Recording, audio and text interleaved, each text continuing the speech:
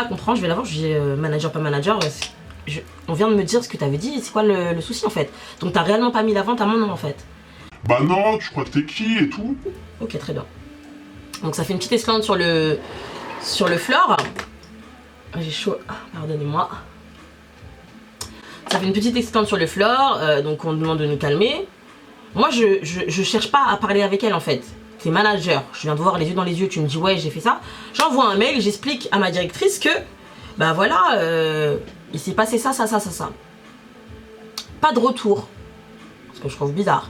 Donc c'est-à-dire que pas de retour, donc pas de sanction, ni de confrontation, ni quoi que ce soit, ni de retour à mon mail, rien.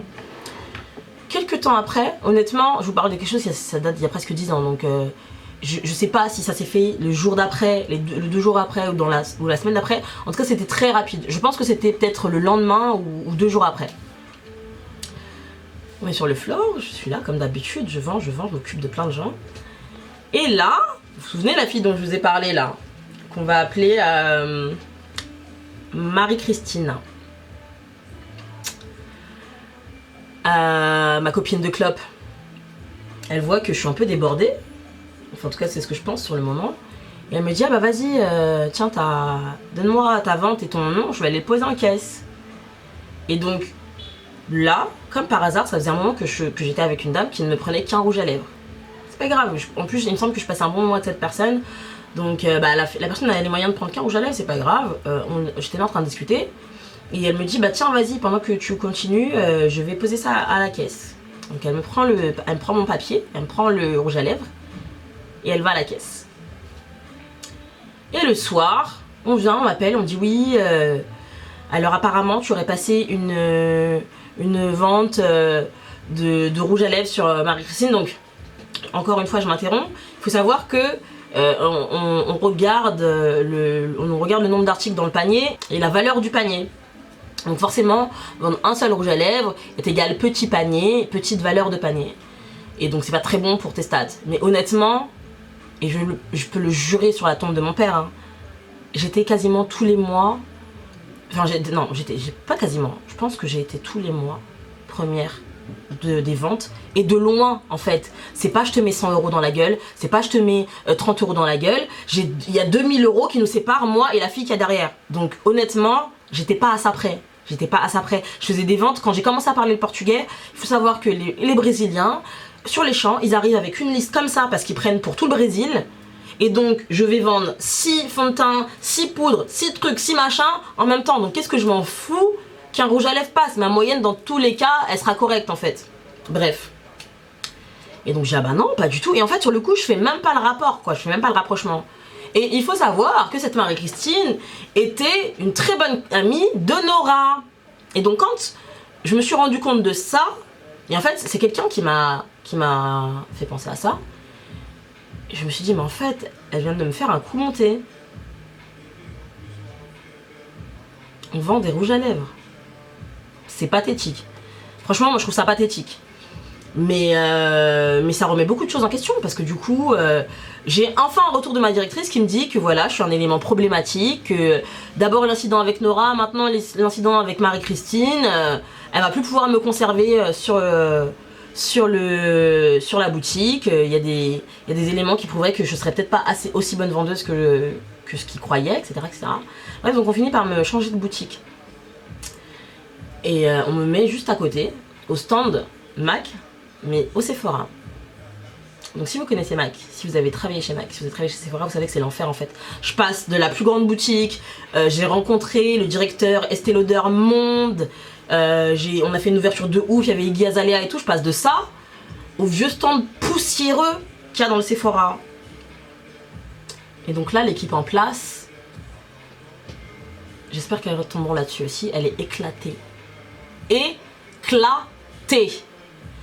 C'est des bonnes vendeuses, ouais, mais on sait pas trop comment c'est géré. La manager elle est un peu chelou, des fois elle arrive, elle pue l'alcool, son adjointe elle sait pas faire un eyeliner droit, elle vient, elle a le teint blafard, pas de rouge à lèvres, lèvres gercées, bref une cata. Heureusement je tombe sur une fille, et je sais, et je pense que cette fille passera par là, avec qui j'ai adoré, qui m'a fait tenir en fait le peu de temps que je suis restée sur ce centre, parce que franchement c'était pas possible.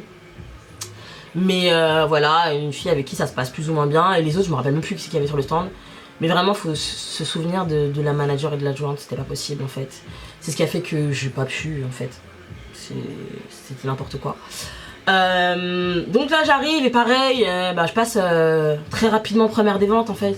Parce que même si j'ai le seum, parce qu'on vient de faire un truc de fou, donc évidemment j'ai pas envie de me donner à 2000%. Mais malgré tout, je peux pas rester les bras croisés, je suis comme ça en fait. Je suis une vendeuse. Donc, là c'est pareil en fait, je commence à gêner, on commence à se dire mais c'est qui cette meuf, enfin... Je sais même pas ce qui se passe dans leur tête en fait. Parce que je suis tellement pas comme ça que...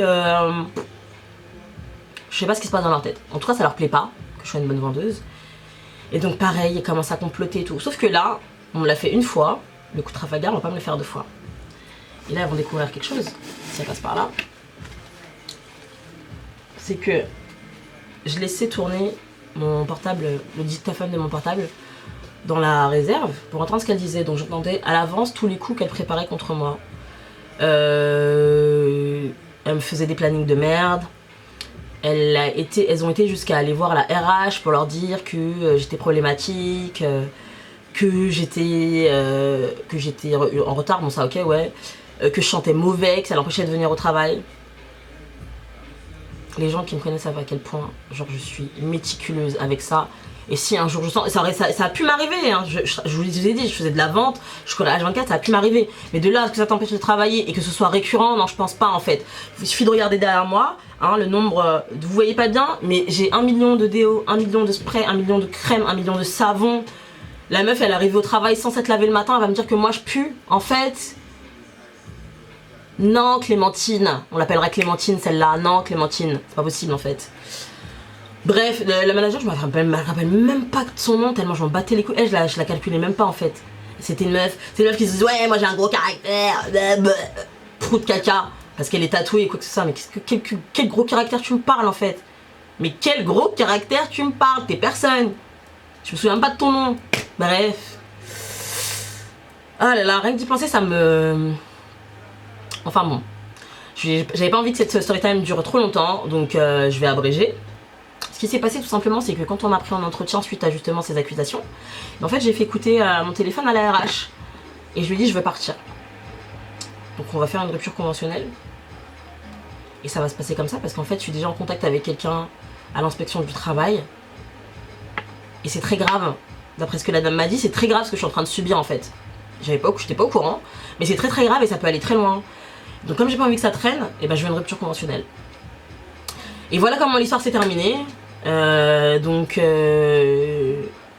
comme je suis l'enfant de Dieu, en fait je travaillais déjà sur des émissions de télé en même temps que j'étais vendeuse chez Mac. Et là j'étais prise régulièrement sur des émissions. J'ai pu accéder à mon premier tournage de série de fiction avec Florence. Si jamais tu passes par là, je te fais d'énormes bisous. Ça a été ma première et seule chef make-up. Voilà, c'est quelqu'un qui m'a donné l'opportunité de travailler en fiction, donc à la télé, pour des séries, pour des films. Et voilà, donc quelqu'un que je porte dans mon cœur, que j'ai été ravie de rencontrer après toutes ces déceptions sur le plan humain. Parce que c'est vraiment ça, sur le coup. En fait, je me disais, mais tout le monde me déteste. Et en fait, non. C'est malheureux, hein, mais en France, très souvent, quand t'es meilleur que les autres, on t'aime pas. Et à l'heure que j'ai, on est quasiment 10 ans plus tard, j'ai pas honte de le dire, j'étais meilleure qu'elle toute en fait. C'est juste ça. C'était ça le seul problème. C'est que j'étais meilleure qu'elle et que je me sentais pas redevable de quoi que ce soit, que j'étais pas là en train de...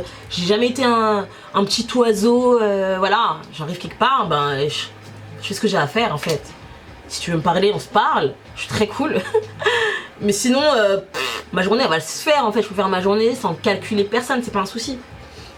Mais c'était même pas le cas en plus. Avant ça, je parlais à tout le monde, j'essayais de m'intégrer, etc. Mais bref, j'ai eu affaire à des hypocrites.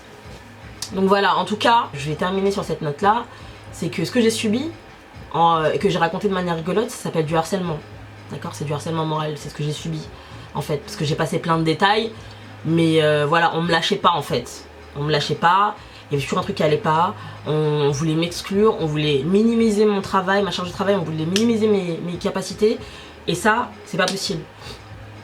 Que ce soit à l'école, que ce soit au travail, que ce soit à la maison, chez vous. Personne n'a le droit de faire ça en fait. Personne n'a le droit et personne ne devrait y avoir d'intérêt à faire ça en fait. C'est pitoyable et je ne vous encourage pas à faire ça, à vous comporter comme ça avec les gens en fait. Soyez bienveillants, soyez respectueux, soyez honnêtes, soyez francs, soyez entiers. Ne trichez pas en fait. Comment est-ce que vous pouvez être fier d'une victoire que vous avez eue en trichant?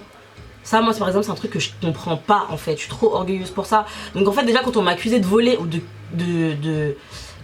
trafiquer mes ventes, mais ça me rendait ouf en fait. Quel est l'intérêt? Certes, ben, ma paye, j'avais mon pourcentage sur ma paye en plus. Mais ce que j'aimais aussi et ce que j'aime toujours, c'est le challenge, c'est le défi, c'est être la meilleure en fait. Donc voilà, on va finir là-dessus.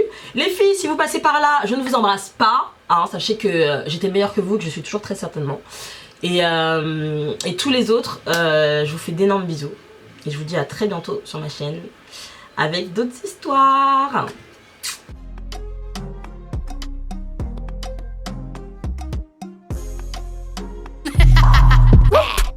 Abonne-toi. Merci.